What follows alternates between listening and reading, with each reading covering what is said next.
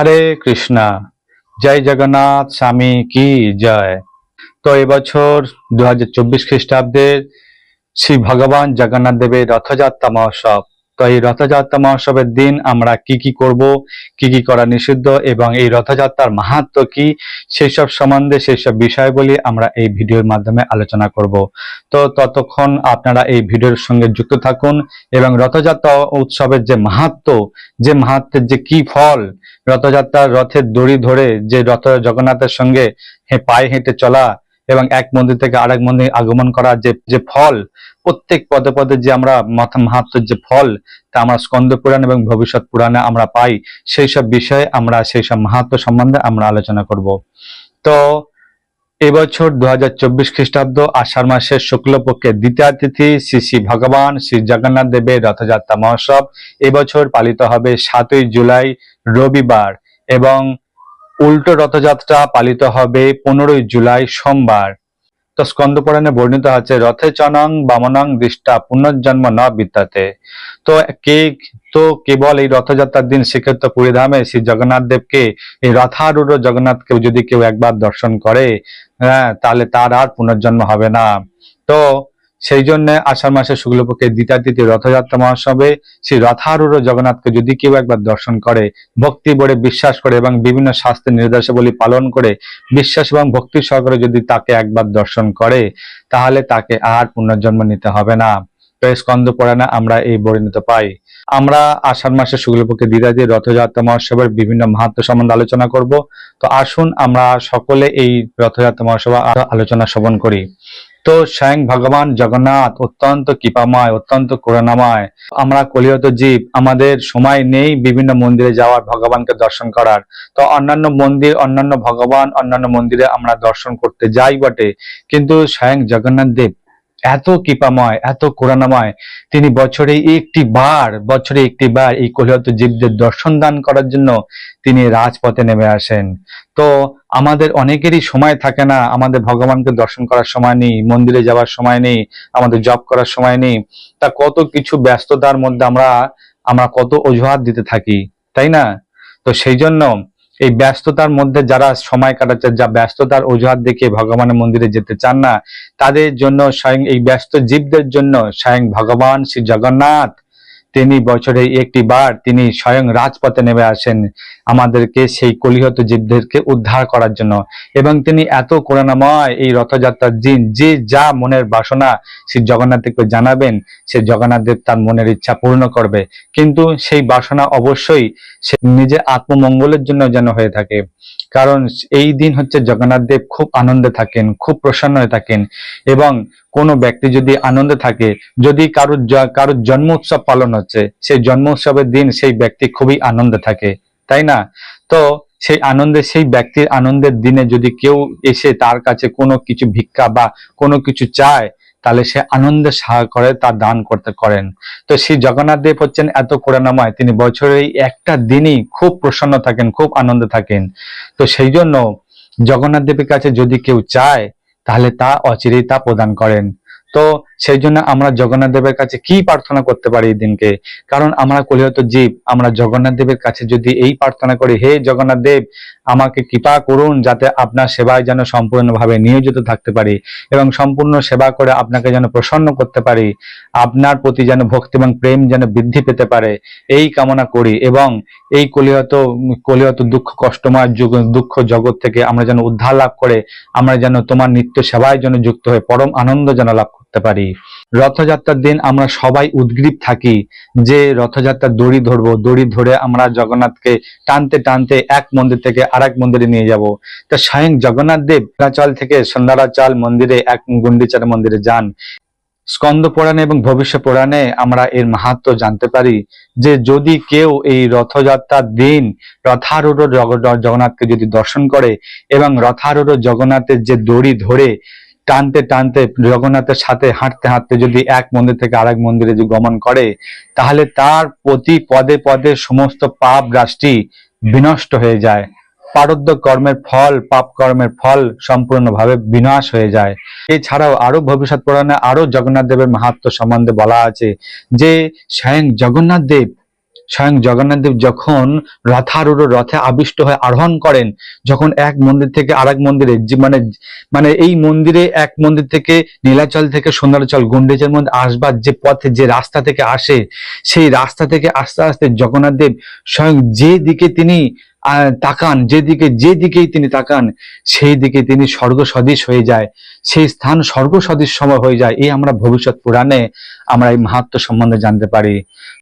আমরা এই রথারূঢ় জগন্নাথকে দর্শন করে আমরা নিজেদের জীবনকে ধন্য করতে পারি। আমরা সবাই রথারূঢ় জগন্নাথকে রথের দড়ি ধরে টানতে আমরা আমরা খুবই উৎসাহী থাকি, এবং রথের দড়ি টানতে টানতে আমরা এক জায়গা থেকে আরেক স্থানে জগন্নাথকে টেনে নিয়ে যাই। তো আমরা অনেকেই ভাবি আমরা খুব কষ্ট করে জগন্নাথের দড়ি ধরে জগন্নাথকে টেনতে টানতে নিয়ে যাচ্ছি, কিন্তু না, এটা আমাদের একদম ভ্রান্ত ধারণা। কারণ স্বয়ং জগন্নাথ দেব হচ্ছেন ত্রিভুবনের পতি, তিনি হচ্ছেন জগতের নাথ, তিনি হচ্ছেন ত্রিভুবনের পতি। তাই তার ইচ্ছা ছাড়া কোনো কিছুই সম্ভব নয়। আমরা যদি মনে করি জগন্নাথের দড়ি ধরে আমরা জগন্নাথকে খুব কষ্ট করে টানতে টানতে নিয়ে যাচ্ছি, এটা আমাদের সম্পূর্ণ ভুল ধারণা। কারণ স্বয়ং জগন্নাথ দেবের ইচ্ছা যে তিনি নীলাচল ধাম থেকে সুন্দরাচল সেই গুন্ডিচার মন্দিরে তিনি প্রবেশ করবেন। তা তিনি স্বয়ং নিজের ইচ্ছাতে তিনি বছরে একবার আমাদের দর্শন দান করার জন্য এবং আমাদের কৃপা করার জন্য বেরিয়ে আসেন। তো সেই জন্য আমরা এটা ভাববো না যে আমরা রথের ধরে জগন্নাথকে খুব কষ্ট করে টানতে নিয়ে আসে, না, এই আমাদের জন্য কৃপা স্বরূপ। তো কোন ব্যক্তি যদি বৃক্ষের স্বরূপ হয়ে মূর্তিমান হয়ে যদি দাঁড়িয়ে থাকে, জগন্নাথের দড়ি ধরে টানতে টানতে জগন্নাথের সঙ্গে হাঁটতে এক জায়গা থেকে আরেক জায়গায় যদি গমন না করেন, তাহলে সে হচ্ছে পাপিষ্ঠ স্বরূপ। সে যদি ব্রাহ্মণও যদি হয়ে থাকে এবং সে বেদ অধ্যয়নও যদি করে থাকে, সে যদি শাস্ত্র আচার বিচার যদি নিয়ম মেনেও থাকে, সে যদি রথারূঢ় জগন্নাথকে সে বৃক্ষের স্বরূপ যদি দাঁড়িয়ে থাকতে দেখে এবং তাকে যদি তার সামনে গিয়ে রথের দড়ি ধরে তাকে টানতে টানতে টানতে জগন্নাথের সঙ্গে হাঁটতে হাঁটতে যদি না আগমন করে, তাহলে সে পাপীর থেকেও অনেক নিকৃষ্ট। এ আমরা ভবিষ্যৎ পুরাণে উল্লেখ পাই। তাই সেই জন্য আমরা যেন এই কাজ যেন না করি। আমরা যেন জগন্নাথকে দর্শন করা মাত্রই তাকে আগে সাষ্টাঙ্গে প্রণাম করব, করার পরে তারপর জগন্নাথের রথের দড়ি ধরে আমরা যেন জগন্নাথকে খুব সুন্দরভাবে টানতে টানতে এক জায়গা থেকে আরেক জায়গায় যেন আমরা নিয়ে যেতে পারি। তো ভবিষ্যৎ পুরাণে আমরা এর আরো মাহাত্ম্য পাই যে জগন্নাথ দেবের যে দড়ি, আমরা যে দড়ি ধরে থাকি, যে এই দড়ি ধরে জগন্নাথকে দর্শন করতে করতে আমরা এক জায়গা থেকে আরেক জায়গায় নিয়ে যাই, এই যত লক্ষ লক্ষ মানুষ, যত হাজার হাজার মানুষ যে এই দড়ির স্পর্শ করে থাকে, সেই দড়ির স্পর্শ, এই দড়ি যতদূর পর্যন্ত আবিষ্ট আছে, যত দূর পর্যন্ত আবিষ্ট আছে, সেই তত দূর পর্যন্ত বিভিন্ন যজ্ঞ অনুষ্ঠানের ফল লাভ করা যায়, বিভিন্ন যজ্ঞ অনুষ্ঠানে ফল লাভ হয়। তো সেই জন্য এই রথের দড়ি যত দূর পর্যন্ত আবিষ্ট এবং যতজন এই রথের দড়ি স্পর্শ করা আছে, সেই সব তারা ব্যক্তিগণ, সেই সব ভক্তগণ, তারা সেই সব মহান মহান যজ্ঞ অনুষ্ঠানের ফল লাভ করে থাকেন। এছাড়াও আরো আমরা ভবিষ্যৎ পুরাণে উল্লেখ পাই, শ্রী জগন্নাথ দেবের রথযাত্রা মহোৎসবে কোন গর্ভবতী মহিলা, অনেকে আমরা বলে থাকি গর্ভবতী মহিলাদের রথারূঢ় জগন্নাথকে দর্শন করতে নেই, রথে যেতে নেই, না, এই একদম সম্পূর্ণ ভ্রান্ত ধারণা, ভুল ধারণা। ভবিষ্যত্তর ও স্কন্দ পুরাণে আমরা এই উল্লেখ পাই যে কোন নারী, গর্ভবতী মহিলা হোক আর যে কোনো নারী হোক না কেন, যদি রথারূঢ় জগন্নাথকে দর্শন করতে আসেন এবং জগন্নাথের রথের যে রশি, সেই রশি ধরে যদি একবার জগন্নাথকে খুব সুন্দরভাবে টানতে টানতে তার সঙ্গে আগমন করতে থাকে, তাহলে তার মোক্ষ লাভ হয়ে থাকে। এবং এও বলা আছে যে সেই নারী যখন উপবিষ্ট হয় জগন্নাথের রশি ধরে জগন্নাথকে দর্শন করে, এবং সে তো মোক্ষ লাভ করেই করে, এবং তার 21 কুল সম্পূর্ণভাবে মোক্ষ লাভ করে এবং ভব সমুদ্র থেকে উদ্ধার হওয়ার সে প্রগতি লাভ করে। এই 21 কুল পর্যন্ত উদ্ধার লাভ করার ক্ষমতা রাখে সেই নারী। তাহলে নারীর উপরে স্কন্দ পুরাণে, ভবিষ্যৎ পুরাণে এত বড় মাহাত্ম্য উল্লেখ করা রয়েছে, তা আজ আমরা এই কাহিনী জানতে পারলাম। তো সেই জন্য আমরা এরকম ভাবে রথযাত্রা মহোৎসবে রথারূঢ় জগন্নাথ, যেহেতু জগন্নাথ দেব অনেক কৃপাময়, তো একবার দর্শন করার মতো তার পুনর্জন্ম হবে না। কিন্তু হ্যাঁ, বিশ্বাস এবং ভক্তি এবং তার নির্দেশাবলী পালন করার মাধ্যমে, শ্রদ্ধা ভক্তি রাখার মাধ্যমে কিন্তু সেই কাজ সম্পূর্ণ হবে। এই নয় যে অবহেলাবশত জগন্নাথকে দর্শন করলাম তাহলে তার পুনর্জন্ম হবে না, সে সমস্ত পাপ থেকে মুক্ত গেল না, এরকম নয়। কারণ জগন্নাথ দেবকে দর্শন করতে হলে তার মনে সম্পূর্ণ বিশ্বাস, সম্পূর্ণ আত্মসমর্পণ এবং সেই পূর্ণ ভক্তি রাখতে হবে। তাহলেই আপনার দর্শন সফল হবে, তাহলেই আপনি এই সমস্ত পাপ থেকে মুক্ত হতে পারবেন এবং এই কলিহত দুঃখময় জগৎ থেকে আপনি উদ্ধার লাভ করে আপনি সেই ভগবত ধাম আপনি লাভ করতে পারবেন। তো সেই জন্য আমরা যেন জগন্নাথ দেবকে যেন সেই আনন্দ চিত্তে তার যেন রথে রশি ধরে তাকে সুন্দরভাবে এক মন্দির থেকে আরেক মন্দিরে, গুন্ডিচার মন্দিরে আমরা নিয়ে যেতে পারি এবং তার দর্শন লাভ করে আমরা যেন কৃতার্থ লাভ করতে পারি।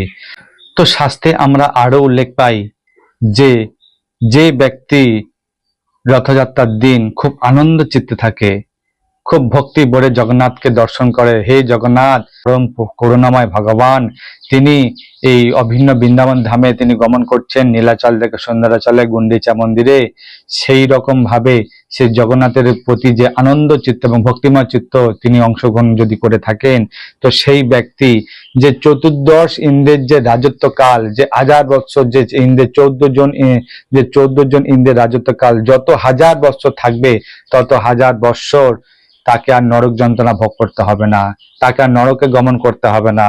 যে চতুর্দশ রাজত্বকাল, ইন্দ্রের যে রাজত্বকাল যত 1000 বৎসর হবে, তত 1000 বৎসর তাকে আর নরকে গমন করতে হবে না।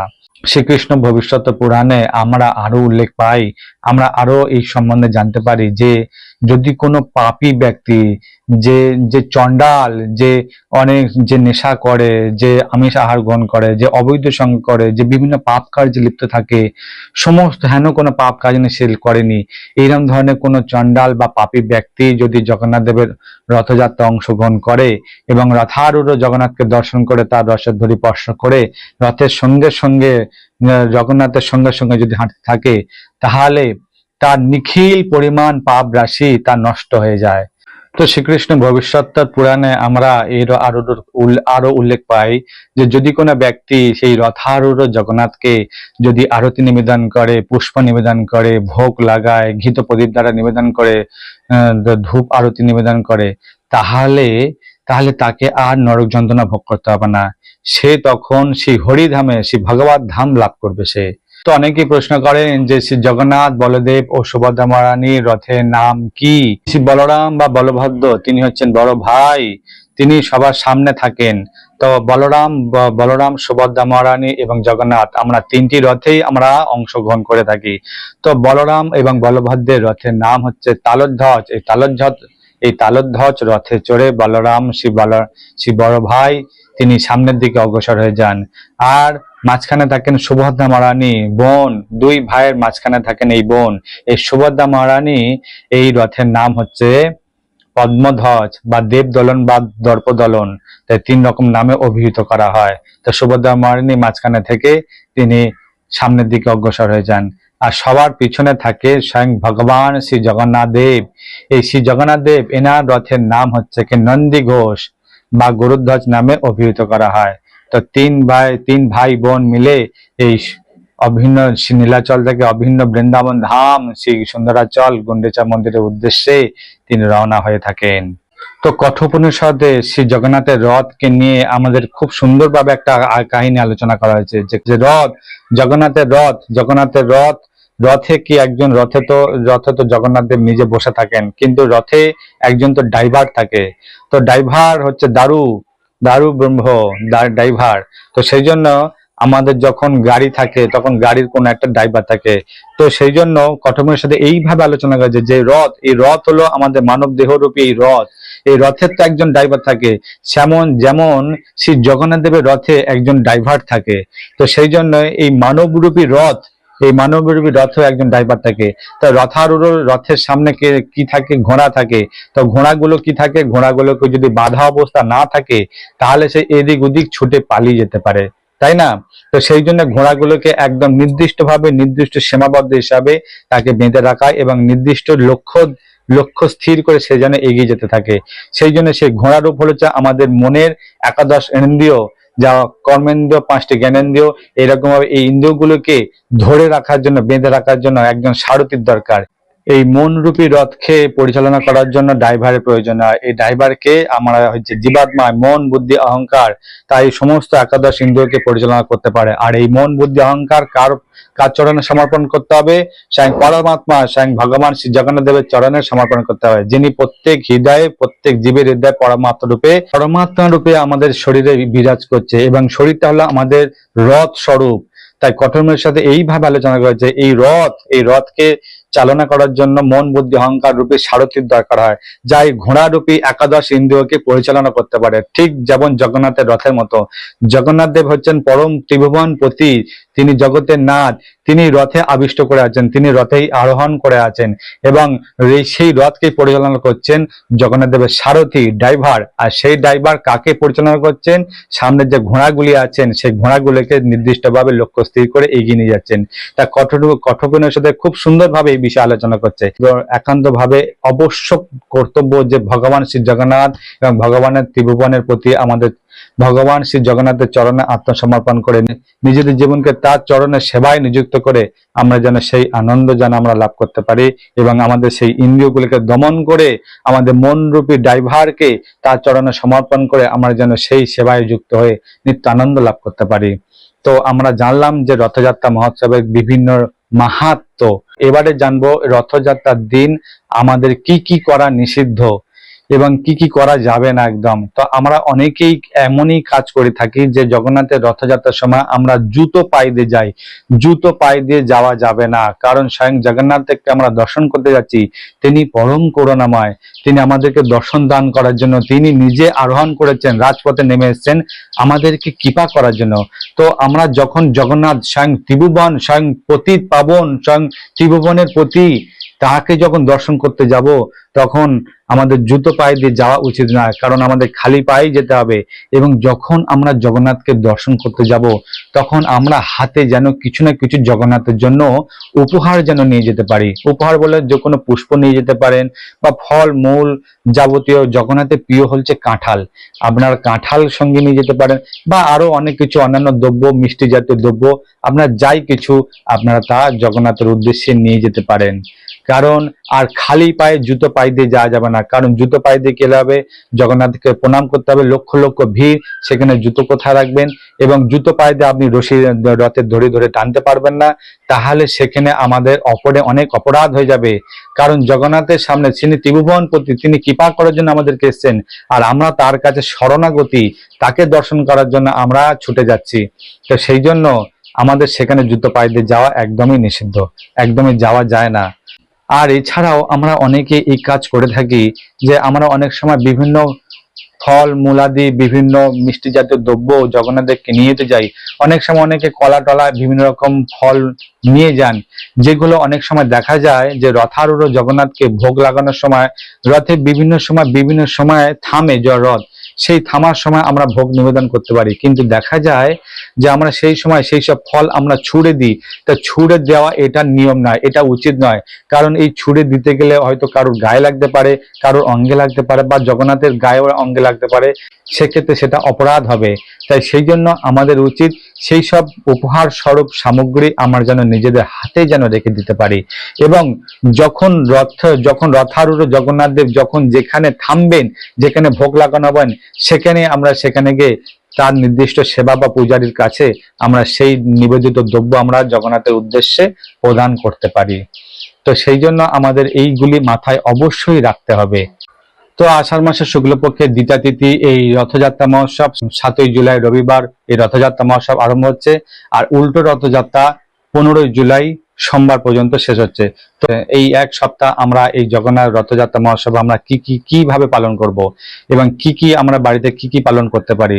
তো বিশেষ করে এই 7ই জুলাই থেকে 15ই জুলাই এই সম্পূর্ণ এক সপ্তাহ সম্পূর্ণভাবে আপনারা আমিষ আহার বর্জন করবেন, এবং প্রত্যেকদিন ব্রাহ্ম মুহূর্তে উঠে আপনি শিব মঙ্গল আরতি করবেন, ভগবানের অর্চন বন্দনা করবেন, তুলসী আরতি, তুলসী নিবেদন করবেন, এবং জগন্নাথের বিভিন্ন লীলা মহিমা পাঠ প্রবচন এবং ভক্ত সঙ্গে হরিনাম কীর্তন করবেন, এবং সারাটা সপ্তাহ আমি আহার বর্জন করে ভগবানের নিবেদিত কৃষ্ণ প্রসাদ গ্রহণ করবেন। এইভাবে সারাটা সপ্তাহ আমরা এই ভগবানের জগন্নাথ দেবের উদ্দেশ্যে আমরা এইভাবে আমরা পালন করতে পারি, তাহলে আমরা জগন্নাথ দেবের বিশেষ কৃপা আমরা লাভ করতে পারবো। তো যেসব ব্যক্তিগণ রথযাত্রায় অংশগ্রহণ করতে পারছেন না, যারা বাড়িতে অসুস্থ হয়ে পড়ে আছে বা রথযাত্রা অংশগ্রহণ করতে পারছে না, জগন্নাথকে দর্শন করতে পারছে না, তারা বাড়িতে থেকে দূরদর্শন টেলিভিশনের মাধ্যমে শ্রী জগন্নাথ শ্রীক্ষেত্র পুরীধামের লাইভ দর্শন এবং বিভিন্ন ইস্কন মন্দিরের রথযাত্রার লাইভ দর্শন আপনারা বাড়িতে থেকেই তা করতে পারবেন এবং সারাটা দিন আপনারা এইভাবে পালন করতে পারেন। বাড়িতে থেকে লাইভ দর্শন জগন্নাথের টেলিভিশনে বিভিন্ন রকম চ্যানেলে আপনারা দর্শন করতে পারবেন। আপনারা রথযাত্রার দিন এই বাড়িতে থেকে আপনারা ভগবানকে বিভিন্ন রকম ভাবে সেবা নিবেদন করতে পারেন। ভোরে শয্যা ত্যাগ করে মঙ্গল আরতি করুন এবং ভগবানের জন্য বিভিন্ন নৈবেদ্য তাকে দিন এবং বিভিন্ন ফলমূল প্রসাদ তাকে নিবেদন করুন এবং অধিক অধিক হরিনাম জপ করুন। সম্ভব হলে জগন্নাথের লীলা কথামৃত, জগন্নাথ অষ্টকম পাঠ, এইসব কিছু আমরা সারাটা দিন বাড়িতে থেকে ভগবানের বিভিন্ন সেবাতে নিয়োজিত থেকে তা আপনারা পালন করতে পারেন। শ্রী জগন্নাথের উদ্দেশ্যে এইভাবে সারাটা দিন এবং সারাটা সপ্তাহ বাড়িতে থেকে বিভিন্ন সেবার মাধ্যমে জগন্নাথ দেবকে সন্তুষ্ট করে জগন্নাথ দেবের কাছ থেকে সে কৃপা লাভ করে নিতে হবে।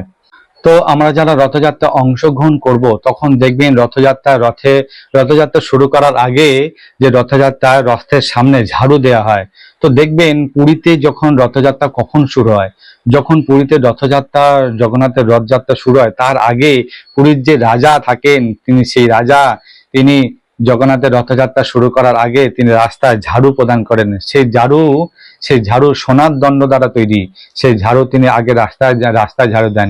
তো এর থেকে আমরা কি ভাবতে পারি যে একজন রাজা হয়ে তিনি জগন্নাথ দেবের রাস্তায় ঝাড়ু দিচ্ছেন।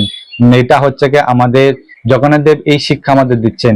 এটা হচ্ছে কি আমাদের অহংকার, এই অহংকারকে মোচন করার জন্য আমাদের শ্রী জগন্নাথ দেবের, যেহেতু জগন্নাথ ত্রিভুবনপতি, তার রাস্তায় যেন কোনো রকম কাঁকড় বা কোনো রকম কাঁটা যুক্ত কোনো রকম রাস্তা যেন সম্পূর্ণভাবে পরিষ্কার থাকে, যেন খুব সুন্দরভাবে যেন তিনি এই রথে চড়ে বসে তিনি যেন সুন্দরভাবে যেন প্রবেশ করতে পারেন।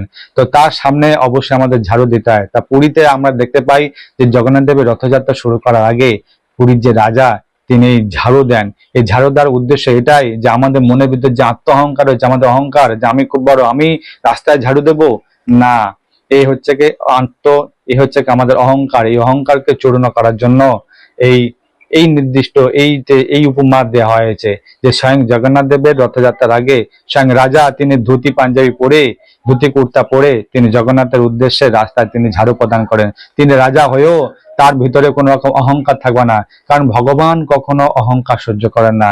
তাই নিরহংকার হয়ে ভগবানের ভক্তিমূলক সেবায় যুক্ত থেকে ভগবানের সেবাতে নিযুক্ত হতে হবে। তাই সেই জন্য ক্ষুদ্রতম যদি অহংকার থাকেন তা জগন্নাথ দেব এবং ভগবান তা অহংকার সহ্য করেন না, তা আপনাকে খণ্ডন করেই ওনার সেবায় তাকে নিয়োজিত হতে হবে। তো সেই জন্য ঝাড়ু সেবা করার মাধ্যমে আমরা যেন নিজেদের ভিতরে যে অহংকার হয়েছে সেই অহংকারকে আমরা চূর্ণ করতে পারি, একদম নিরহংকার হয়ে যেন জগন্নাথের সেবায় যেন আমরা যুক্ত হতে পারি। সেই জন্য আপনারা যারা যাবেন শ্রী জগন্নাথ দেবের রথযাত্রাতে তারা অবশ্যই যদি সুযোগ পান তো অবশ্যই তাকে ঝাড়ু নিবেদন করতে পারেন, এই সেবা আপনারা করতে পারেন। তো রথযাত্রা মহোৎসবের বিভিন্ন মাহাত্ম্য এবং এই দিনে আমরা কি কি করব, কিভাবে পালন করব, সারাদিন কি কি করা নিষিদ্ধ এবং এই রথযাত্রা মহোৎসবে অংশগ্রহণ করার যে ফল, যে রথের রশি ধরে জগন্নাথকে টেনে নিয়ে যাওয়ার যে ফল, জগন্নাথের সঙ্গে অগ্রসর হয়ে যাওয়ার যে মাহাত্ম্যের যে ফল, সেই সব সম্বন্ধে আমরা জানতে পারলাম। তো আশা করি আপনাদের এই ভিডিওটি ভালো লেগেছে। যদি ভিডিওটি ভালো লেগে থাকে তাহলে এই জগন্নাথের রথযাত্রা মহোৎসবের ভিডিওটি বেশি বেশি করে শেয়ার করুন, অন্যদের কাছে পৌঁছে দিন। তো শ্রী জয় জগন্নাথ স্বামী কি জয়। তো আগামী আষাঢ় মাসের শুক্লপক্ষের দ্বিতীয় তিথি 7ই জুলাই রথযাত্রা মহোৎসব, আমরা যেন সবাই যেন এই রথযাত্রা অংশগ্রহণ করে জগন্নাথ দেবের বিশেষ কৃপা যেন আমরা লাভ করতে পারি। তো আসুন, ভালো থাকবেন, সুস্থ থাকবেন। হরে কৃষ্ণা।